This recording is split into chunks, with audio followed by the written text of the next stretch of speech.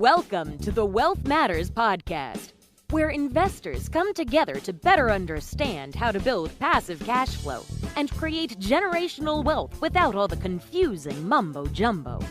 Here's your host and co-author of Amazon #1 bestseller, Alpesh Pamar. Welcome to Wealth Matters podcast. Hope all of you are doing great today. I'm going to have a precious metals expert today. His name is Dana Samuelson, and Dana has been active in the precious metals market for over 40 years. So if he survived for 40 years, of course, he knows a thing or two about, let's say, gold and silver. I met him back in 2018 at New Orleans Investor Conference. If you guys get a chance to check out the conference, it's great to meet, especially a lot of precious metals, mining industry, etc. Folks from those areas as well, and of course, real estate too. But Dana has a national reputation for honesty, integrity, and fairness, and is also past president of the Professional Numismatists Guild, the leading organization of rare coin dealer in the U.S. And I know I must have butchered Numismatists Guild, but I tried my best. So welcome, Dana. Oh, thank you, Alpesh. It's great to be here with you. And you said numismatists almost perfectly. So I tried. Yeah, it just means coin nerd. Yes. So that's all. Yes. That's all it means. So we start with this question with all the guests. Tell us something interesting or funny about yourself. Well, interesting is, I've been very privileged early in my career when I was first getting started to work for James U. Blanchard III, who was the man most responsible for the relegalization of private ownership of gold in 1974.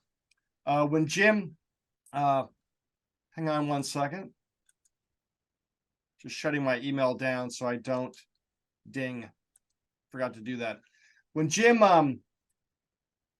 saw us depeg the dollar from the gold price in 1971, right? Yeah, he knew the dollar would lose value. Right. And he started the committee, the National Committee for Monetary Reform, which was a grassroots organization to champion the private relegalization of gold ownership, which was outlawed since 1933. And he got it accomplished. And after that, people asked him, well, where do we buy it? And he said, well, I'll sell it to you. So by 1980, he had the largest mail order coin business in the country. And I was fortunate to go to work for him for 10 years, starting in 1982. And he was an incredible man who was is the godfather of our industry and just a dynamic, great guy. And sadly, Jim passed away in 1999, and I'd never thought I'd meet another guy like Jim. And then I got to meet Robert Kiyosaki, whose rich dad, poor dad, his rich dad actually told him the same thing in 1971, when we went off the gold standard, to the dollar, buy gold. And that's what he's been doing. And I'm fortunate to say that I'm friends with Robert today. And I wish Jim Blanchard was still alive, because his head would be spinning with everything that's happened with the debt and now in a second inflationary cycle. Yeah. So, but I've been very fortunate. So those are interesting things. Fun things is I'm a backyard guitar player. And also, I've been in the business 40 years. You guys can do the math, but I have a 4-year-old at home. So I'm a father to a young child. Yeah. That's tough. That's tough. So let's talk about your first investment, because we talk about all the alternative investments, and of course we focus a lot on real estate. But what was your first investment, and how did it work out for you? Well, I started buying gold and silver in the early 80s. Wow. So I've been accumulating gold and silver since then. And when the gold price was about $375 an ounce in 1983, and silver, I bought my first ounces of silver at about $5 an ounce. So they've worked out pretty well over time. Most of my investing has been in housing that I've lived in, but I do own duplexes here in Austin, Texas, and I'm very happy that I bought those. Right. And I'm also passive investor in some real estate syndications. But I've just been a stacker for years, as we like to say, steadily accumulating, metals as time has passed. So I was going to ask you, my next question was, do you invest in anything other than precious metals? But you already answered that, yes, you do invest in real estate as well. And that is what we preach here, right? You got Right. to invest in alternative assets and start with real estate. Then, of course, precious metals, dabble maybe a little bit in crypto as well, because you want to untie yourself from US dollar as well as the Wall Street as much as possible. So let's talk about precious metals. 40 years. How did you start with precious metals? What happened? Why precious metals? Well, I got out of college in 1980, which was very similar to getting out of college in 2009, when nobody was being hired by anybody. Right. 80 was pretty bad. Right, because we were just on the tail end of the worst inflationary cycle and highest interest rates we'd seen, big recession. And to make matters worse, I had a German degree, which was completely useless in the real world. But I was able to, I changed majors halfway through my college career, which allowed me to roll into German, which let me graduate on time. Yeah. So I was unhireable in a market when gold and silver were going through the roof. My brother happened to be in the coin business, and I got hired to work in a vault in Houston, Texas, counting, shipping, and weighing precious metals because I could be trusted. Right. And I literally started at the kitchen sink. If my career was a restaurant, then I got a job at Blanchard and Company, learning how to appraise old vintage coins. They promoted me up to being the buyer for the company. I'd go to coin shows. I'd buy from the trade. So over time, I've just continued to grow, and I finally started the American Gold Exchange in 1998. But literally, I started right at the kitchen sink, counting, shipping, and weighing. Wow. So let's talk about precious metals. And when we say precious metals, we mostly focus on gold and silver, right? Right. Why do I need gold and silver? Well, gold and silver are a better way for you to save money than to save in dollars, especially when we're in an inflationary period right now where your dollar is just losing 6-7% purchasing power. In the past year, it's been losing about 1 or 2%, officially over the last 8 to 10 years. But here's a chart that I found just today, actually. Now, we all follow the consumer price index, right? Right. And how it's up. But this chart, I think people will be able to see it, shows how much this consumer price index has gone cumulatively, has gone up since 2000. And if you can see that, are we holding that up all right? You can see that, it's like 80%. Yeah, 70% to 75%. Right. Okay. Wow. So $1 today buys about 25 cents worth of what it would have bought back in 2000 because of the cumulative effects of inflation. Yeah. So gold and silver may not make you rich, but there'll be a much better way for you to have a savings account that you can rely on. It's portable, true, transferable wealth. It has no counterparty risk. So you're not dependent upon any trading partner to perform. A mortgage is a counterparty risk, technically, right? Yep. You're the bank's counterparty, and then your tenant is your counterparty, right? But I must say, real estate's one of the best investments anybody could ever have, because to have someone else pay you to own something is fantastic. Cash flow and depreciation, right? Those two things alone. Exactly. But precious metals are a great way to enhance the profitability that you might have over time due to the devaluation of the dollar through the printing press. Think about it this way, in big picture. In 1995, U.S. debt was $5 trillion. Right. And it took us 200 years to get there. Right now, in the last 28 years, our debt has gone up sixfold. Yep. And the gold price has gone up about sixfold since 2000 as well, right? So the gold price is tracking our debt almost directly. It's a little lumpy, but it follows it very well correlated. And politicians are not going to stop spending as much money as they're spending. Nope. And now, if we go into a recession, we'll have less tax receipts. It makes our deficit even bigger. Yeah. And they're saying that our deficit could go up another $10 trillion in the next 10 years. It'll probably go up more than that. Yes. So this is a good reason why you should have gold and silver as a savings account to get some of your money out of Wall Street. If you need to tap it, you tap it. Yes, so right? Politicians, of course, don't care because when you can print money at will, you wouldn't care, right? You can just print more. Don't we all wish we could do that? Right. So I always had this particular question. Since we have been listening to Robert Kiyosaki and a lot of the experts like you, and we always mention that savings account or it's a good hedge against inflation. Why did gold and silver not perform really well in past 2 years when the inflation went so high, so much, right? Whereas, oil even went up, but gold and silver did not. I was anticipating that it would go about 2000, at least the gold, which was, I think 1900 was the peak about 7-8 years ago. Well, in 2011, on the heels of the great financial crisis, gold got up to $1,900 an ounce. Yes, that's when I bought. That's why I remembered. And then, when the economies of the world got traction again and things were calm, it traded between about 1,100 and 1,300 for 6-7 years. So the gold price is lumpy. It tends to climb a wall of worry. And it did. When COVID hit, gold was about 1675. Yes. And when our deficit exploded, it got all the way up to about 2070. And it channeled between about 1850 and 1950 for most of 2021.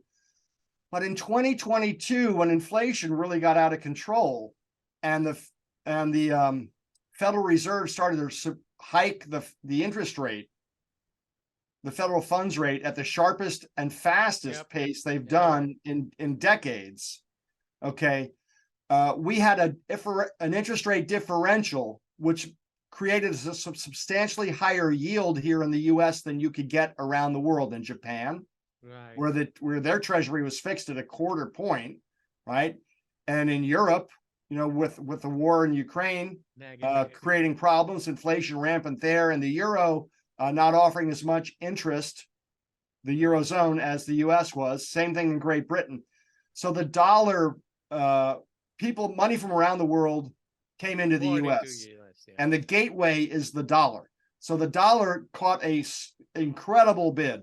Yep. On the dollar index at the beginning of 2022, the dollar is measured against other currencies was about 95.5 to 1. By October of last year, it was 114, an 18% gain in about 10 months, which is a rocket ship move for currencies. Yep. For currencies to move 2 or 3% against each other in a year. So, and the dollar affects gold because gold is priced in dollars, but most of the gold is actually purchased around the world. In Asia and China, Japan, India, they buy about twice as much gold as Europeans consume on an annual basis, 800 tons versus 400 tons in Europe. And Europe consumes about twice as much as we do, 200 tons a year, right? But most of this gold is bought outside of the U.S. in dollars. So as the dollar gets stronger, the gold price gets pressured down. So it's more of a currency equation last year than an inflation equation. And if you look at the gold price in the 70s, we had 3 waves of inflation starting in 1966 that lasted to 1981. Now, right now, we're in the first wave of inflation, and maybe we might get a second one, who knows? But back then, during the first wave, the gold price was fixed. It became unpegged to the dollar, $41 to the ounce in 1971. By 1975, gold was $200 an ounce. 1976, when things got a little bit better, it dropped down to 100. And then when that third wave of inflation hit in the late 80s, gold went from $100 to $800. But it did it on the back side, not the front side of the inflation phase, mostly because of fear. So gold climbs a wall of worry. And while we've had an inflationary period, we haven't really had a wall of worry like we had during the great financial crisis, when gold went from about $800-900 an ounce to $1,900, when the economies of the world were coming apart at the seams. Now, if we go into a recession or inflation really doesn't give up a lot more from here, and that's kind of the worry right now. Gold will catch more of a bid as we go into more deficit spending. And the dollar could weaken further from here if we go into recession, because other central banks have played catch up to the U.S. central bank now with raising their rates in the Eurozone and Great Britain. And Japan's got a new finance minister who might rearrange things over there. So you could see higher rates in Japan too, even though they're minuscule compared to here. But that's really a long answer to your question. It's a dollar. It's more about the dollar than anything else last year. Dollar has been really strong, so makes sense. And at 104, it's still up about 8%, basis where it started 2022. But gold is about the same price today in dollars as it was when the dollar was 95. So the dollar's up 8% and gold's about the same, which is actually quite good for gold considering how strong the dollar has been. Right. No, that's great. So one of the, I have, of course, bought gold coins, silver coins, and of course, invested even in GLD and SLV stocks, mining stocks, right? Barrick Gold, whatnot. What is the best way to invest in precious metals? Well, if you want to, you just named the three traditional ways, right? And they're all different. So I'm a physical precious metals dealer. I deal in a lot of 1 ounce U.S. silver coins and sovereign minted coins from around the world, and gold as well. These are, you can't really see them that well, but that's a 1 ounce gold eagle, 1 ounce silver eagle from the U.S. Mint. But other sovereign mints make 1 ounce coins, and then refineries make bars. 1 ounce, 10 ounce, 100 ounce. Canadian maple leaf and all that, right? Right. Canadian maple leaf, Austrian Philharmonics, South African Krugerrands. These are all good choices. So physical precious metals are not an efficient trading vehicle, because the difference between the buy price and the sell price is kind of a wide spread. Yes. Right. On physical gold, it's about 4%. And on physical silver, it can be $1.50 to $2.50 an ounce. Wow.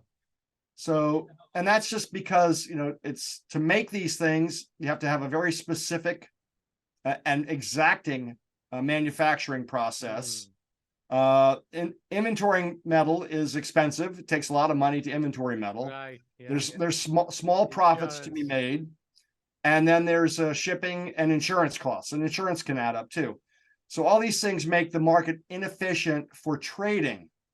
So physical precious metals are a way for you to hold your money out of the dollar and have private and truly transferable wealth, as I said, with no counterparty risk. If you want to invest in gold and silver that way, I recommend sovereign minted coins over bars, because we do have a modest problem with Chinese counterfeits. And the coins that the mints make, they're just really round bars made by a sovereign mint as opposed to a square bar made by a refinery. Refinery bars are much more easy to replicate than the sovereign minted coins are, which the mints around the world have added design elements into their designs that are to foil counterfeiting and make it harder for the counterfeiters to replicate. So the Canadian maple leaf has a little frosted maple leaf on the bottom. The U.S. Gold Eagles, the new ones, have a notch missing on the edge, which is not hard to do, but it's really hard to do it in the same place on every one, which is what they're doing. And there's some other things that I can't tell you about as well. So that's physical precious metals. If you want to harness the price movement of metals, then the ETFs like GLD or SLV are an excellent way to do that. For example, when COVID hit and we had that gigantic 3-day sell-off and silver dropped from about $18 an ounce to $12 an ounce, I couldn't buy physical silver to put in my IRA, but I could buy SLV, right? And I did. And over the next 3 months, my position doubled in price. It went from 12 to 25 bucks, and I doubled that money that I invested in my IRA, but I took my profits. So you want to harness the price movement, GLD, SLV, and I recommend the Sprott funds for ETFs. as probably a little bit better vehicle than GLD or SLV. You have to look up the specific names for those. Yeah, I forgot. I have it as well. Right. That's a way to harness the price movement effectively as a trading vehicle, but not as a long-term hold. Right. Number 3, you can own mining stocks, but that is gives you some counterparty risk because it's contingent upon the mining company, the quality of their deposit, the cost per ounce that they have in the ground, and more importantly, the management team that is actually running the company, their ability to run a good business. Famously, you know who Rick Rule is, right? He's a mining stock, I saw him there as well, right? Yeah, he's one of the most knowledgeable mining stock individuals I've ever met. He told me one day, I'm going to go look at a hole in the ground and see if there's a liar on top. He was talking about a mining company. Right. So you have to make sure you have a good management team. So there's juniors, there's majors, and then there are exploration companies, and they're speculative. But they can offer you leverage to the metals price, because if they're making a profit of $100 an ounce at $1,600 an ounce gold, and gold goes to $1,700 an ounce, now their profit has doubled. Right. So, but they're more volatile. You cannot own mining stocks and not watch that stock value every day. And it goes the other way too, because they're leveraged, right? Because I've seen them getting clobbered 80-90% as well when the market turns, right? So right. And we're in a better gold market than we were for the last 6-7 years, but energy costs are way up now for them. Yes. So that's really impacting a lot of their profits, because those gigantic yellow Caterpillar machines that they use to move the earth, they're not cheap to run. Nope. So those are typically the 3 different ways, and the pros and cons for each one. Oh, thank you. Do's and don'ts when buying and selling gold or silver. Well, if you're going to do physical precious metals like my business, you want to deal with a long-standing member of the community, right? We're not regulated. So anybody can be a precious metals dealer. You can be one tomorrow if you want to be. Actually, you can be one right now. Okay, you're giving me an idea now. So you want to look for long-term members of the community, because this is our livelihood. This is what we do. And that helps you a couple different ways. Number 1, we do have modest problem with integrity of the product because of some Chinese counterfeits. Right? So you don't want to buy on auction platforms, private sales, pawn shops. Professional dealers like myself have the expertise and the tools to make sure that the product that we're handling, both buying and selling, is legitimate. I've probably looked at more gold eagles than just about anyone on the planet in the last 20 years. And, the characteristics of a mint-made coin, U.S. mint-made coin versus another entity that tried to replicate it, it's obvious to me, but it's not obvious to you. Right. Now, I'm also a member of the Professional Numismatists Guild, and I'm past president, as you mentioned. And PNG dealers tend to be the cream of the crop in my business. So I would also look for the Professional Numismatists Guild logo, and also do online reviews. Look to see what other customers are saying about a company, and look for complaints as well. I've seen some businesses that are a little shaky in my industry that write their own reviews. Of course. So you have to really look at the reputation of the business, and it's easy to do on the internet these days. So just use your common sense, and you can price shop a little bit, but the cheapest price isn't always the best value for you, because you want to establish a long-term relationship with a dealer you can trust, who will help you when you want to sell as well as when you want to buy. Right. Now, one of the things I'm doing is, we'll talk about that a little bit. Thank you. So, let's say I want to buy precious metal like the physical gold and silver, and of course I have bought some, and usually we end up putting them in the safe deposit box at the bank. And recently we have had 2 incidents. I don't want to name the bank. Both are like top 2 banks or top 3 banks. And one of my friends' safe deposit box was broken open. and pretty much everything was taken away, and they didn't know for a year till they Wow. visited the safe deposit box. Actually, this bank now closed down all the safe deposit boxes, and they're telling they don't have any clue. But I want to find out what are the best ways to store and insure your physical gold and silver. Well, safe deposit boxes used to be the best place. Now I don't Yes. recommend them anymore. Nope. So that makes it a little bit more troublesome. Now, gold is compact. You can store a lot of value of gold in a small space. 100 Yes. ounces, which is about $190,000 worth of value today, is the size of a paperback novel. Right. It doesn't take up much room. Silver is a bit It's more harder. problematic because that'll take up 80 times or Yes. more the same amount of room Yes. as that in value that gold does. So there are private safe deposit box facilities around the country. There's not that many of them where you can store your metals in something like a bank safe deposit box, only they're privately run. There's been a problem with one of those in California recently in the Los Angeles area, right? Maybe that's the one you're referring to, where the feds raided it because they thought that they were money launderers, Yes. drug dealers laundering their money there, and boxes got seized. So there's a couple of professionally run storage facilities that I recommend. One is in Las Vegas, and there's another one on the East Coast in Delaware, where you can store your metals there if you like. It's particularly good if you have a high dollar volume Right. of gold or a Then large physical volume of silver. Otherwise, you can get a home safe. In my old house, not my new house where I live now, but my old house, when I was rehabbing it, I put an in-ground safe in under a false bottom in the cabinet. And, Nice. when I sold the house, I didn't list it on the safe on the listing. And when the new owners bought it about a month later, I said, hey, I've got something else to show you. And they said, well, it's in the bedroom closet, and there's a lot of dirty clothes in there. I said, well, it looked just like when I lived there, so no problem. So I showed them where it was, and they were very happy. So you can get a home safe. I recommend a company in California called Maximum Security, who sells safes. You can get insurance from your home insurance company. The rates usually aren't that competitive. There are a couple niche market insurance companies I can recommend to your listeners, and I can provide you with that information so you can add it to the show notes. Yeah. Who might be a little bit more effective in quoting rates, and they're more used to handling this stuff.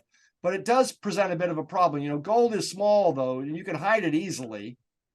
Silver takes up a little bit more room, but it does present a problem. So you want to be comfortable with knowing that the value that you have is safe, right? Yeah, you got to be careful at home. And now we are seeing a lot of home invasion where they come with metal detector because they know that people may have, precious metals at home, and then they try to find it. And I've heard a lot of stories here as well in San Francisco Bay Area.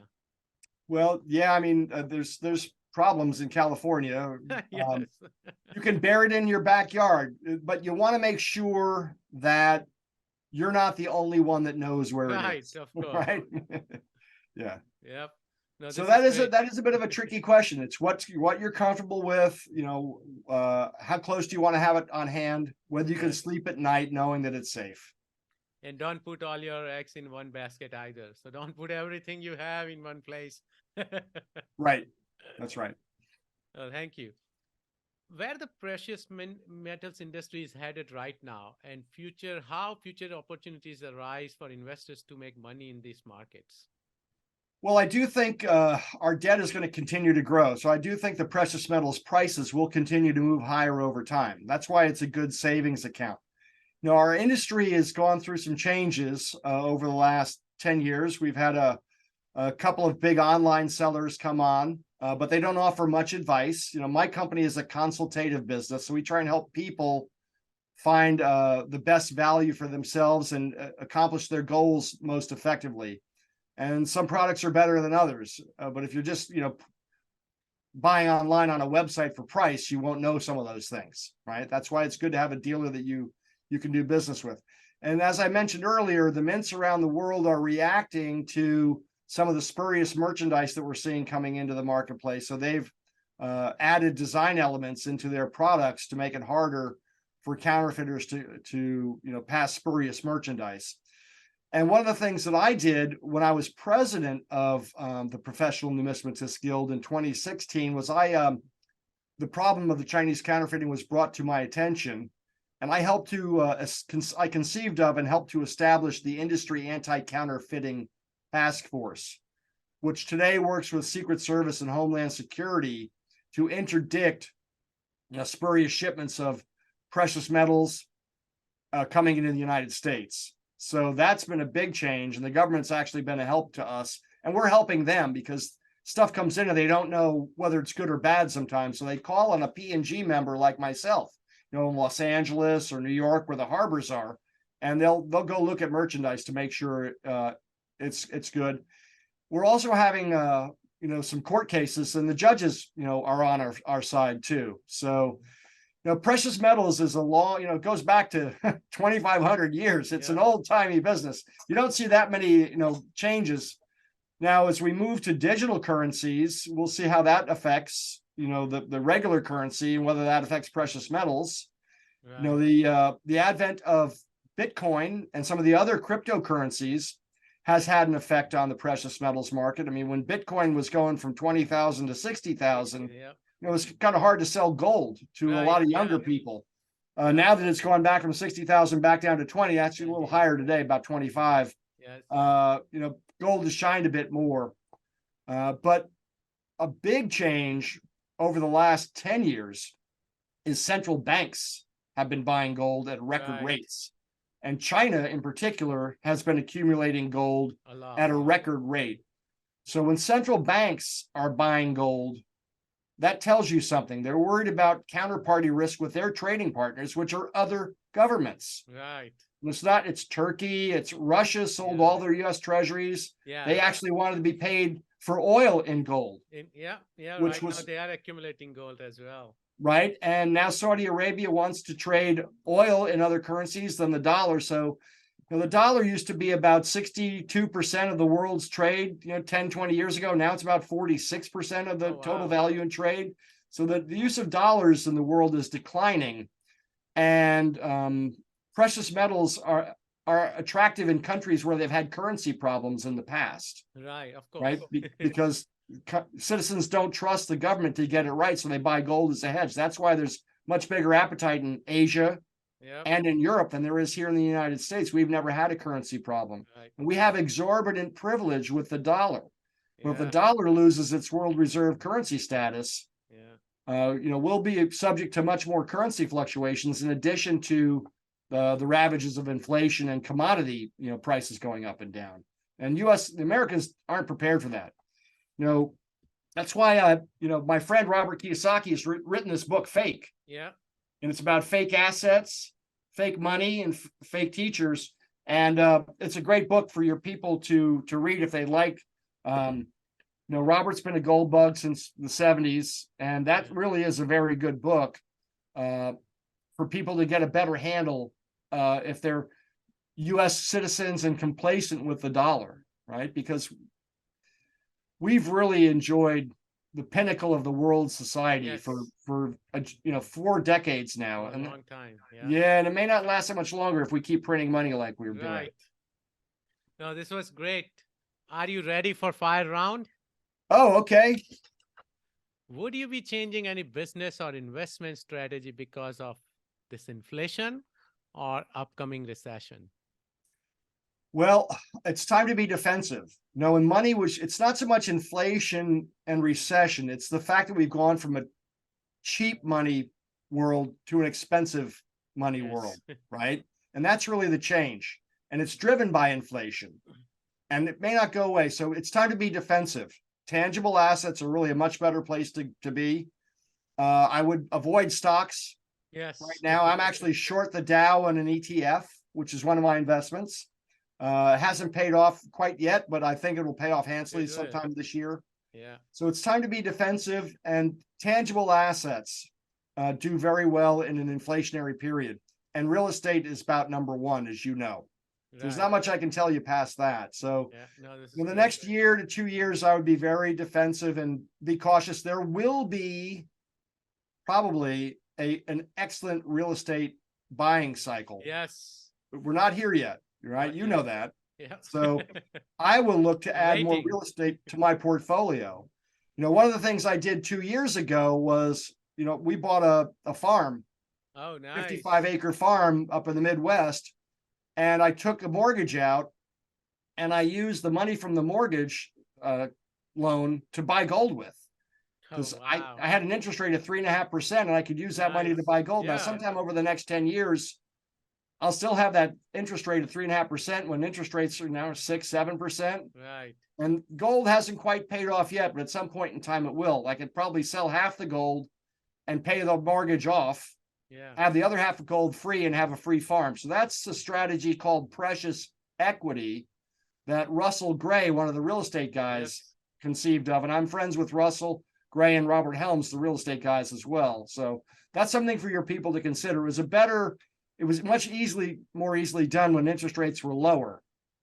But Right. we're still going to have a buying opportunity in real estate, probably in 6 months to a year, that'll be really good. No, I agree with you. 6 months to a year. I'm waiting actually. Favorite investment or real estate or business book? Well, like I said, I like real estate. I like multifamily because of economies of scale and return. The best investment you can make is your education and in good partners. You know, you can't do all this by yourself. So having a Right. good team is really about the best investment you can make. I do like Robert Kiyosaki's book, Fake, as I told you. Yes. If no one's familiar with Robert, they should really read Rich Yeah. Dad, Poor Dad. I think all my listeners would be familiar because I have said this so many times. And one of my most favorite book is Cash Flow Quadrant by Robert Kiyosaki. So Oh, yeah. Perfect. Yeah. So it's a great book. you're very familiar with all that. So I'm not really enlightening you that much, but I have like- a book signed by him. I have a copy autograph book as well. It's called Second Chance. mhm. So, I had a chance to meet him at the New Orleans Investment Conference. So it was great. Right. So, anything that will help you understand investing and economics without, a specific book. I'll tell you one other book.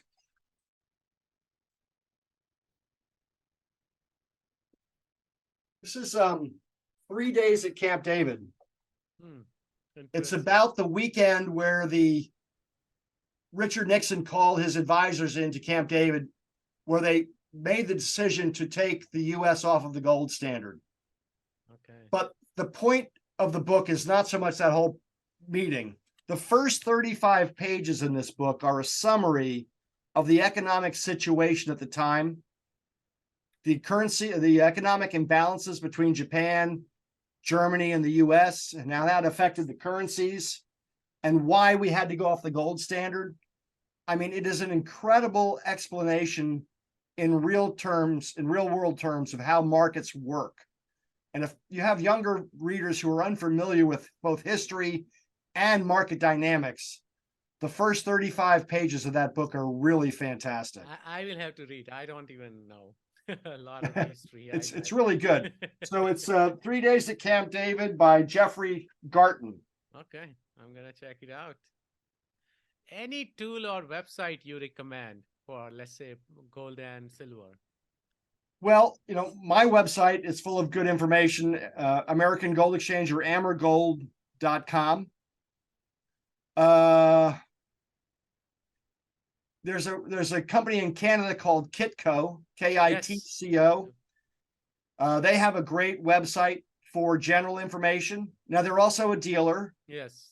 So they're a competitor of mine, but they really do have a great website, and it's full of information so you can understand lease rates. I mean, you can borrow gold and silver, and the people that lend it earn interest rates on that. So if you follow the lease rates, you can tell sometimes where the price of gold is going higher or lower. It's really a wealth of information. That's great. And I follow MarketWatch and Bloomberg, especially Bloomberg, but you have to be a subscriber to that. It's really a good economic website. My favorite. That's awesome. Any advice for beginner investors? I think that young people should, whatever they're interested in learning about, they should own a little bit of it because it makes you serious about that investment. Whether it's gold and silver, buy a little. Silver is not that expensive. Own a little. I remember when Bitcoin first came up and Robert Kiyosaki was at dinner and all of a sudden he got on his phone, he started doing something. He's like, well, I've never owned Bitcoin, but now I do, because then he would follow it. So, real estate, like I said, is one of the best things to do. So if you can get involved into a property, even if it's just property management, and learn the ropes about it, get hands-on experience. That's really the best thing for young people in anything. And find people that you trust that are older than you that can help teach you and can mentor you, right? That's really the best thing you can do. Seasoned people that have been around. So that's my advice. I can't hear you. How do you give back? How do I give back? Well, I mentioned before as being on the Professional Numismatists Guild, right? I served on their board for 12 years. And I also, during my tenure, conceived of and helped to establish the anti-counterfeiting task force. We still work with the task force every day, right? So that's one way. And that's probably one of my best legacy achievements. Secondly, most people don't know this. I helped the Commodities Futures Trading Commission put together a case 2 years ago on a precious metals dealer. We're an unregulated business, as I said, that was allegedly taking advantage of senior citizens in their IRAs. Ooh. And the case is potentially coming to trial this year. And it was a lot of money involved. And I'm the key witness in this case. And, I'm getting compensated for my time, but not much. It was the right thing to do. Because in my business, we have good people that come into the marketplace and maybe they get involved with the wrong dealer. They don't get treated well, and then they don't trust any of us again. So I've always wanted to, be fair with my customers so I would enjoy a good repeat and referral business. And we do. And, when it comes to charity, I like to give where I live. So I give locally to local food bank. I'm a real big music fan, so I help some starving musicians Nice. a little nice. bit, right? So that's how I like to give back. Oh, that's awesome. How can my listeners reach out to you? Well, our website again is American Gold Exchange, or Amergold, AMERGOLD.com. Our general email address is info at AMERGOLD.com. And that's the best way to reach us. You can buy online. We have live, transparent pricing. We're very competitively priced. We check the market every week to see where our prices are compared to other dealers, and we make sure that our prices are always competitive. We may not always be the exact cheapest, but we're going to be very, very low priced compared to most other dealers. And we just try and be fair. So that's how you can reach us. If we can help you, we'd love to have the opportunity. No obligation. If we help people, it comes back to you. That's what I've learned in my career. Oh, I appreciate it. Thank you so much, Dana, for your time. Thank you, Alpesh. I hope I've been informative for your clients. And if we can help anyone, we'd love to have that opportunity. This was great. Thanks for listening to the Wealth Matters podcast. If you enjoyed it, please leave us a 5-star rating on iTunes so others can enjoy the show too. Have a great week and happy investing!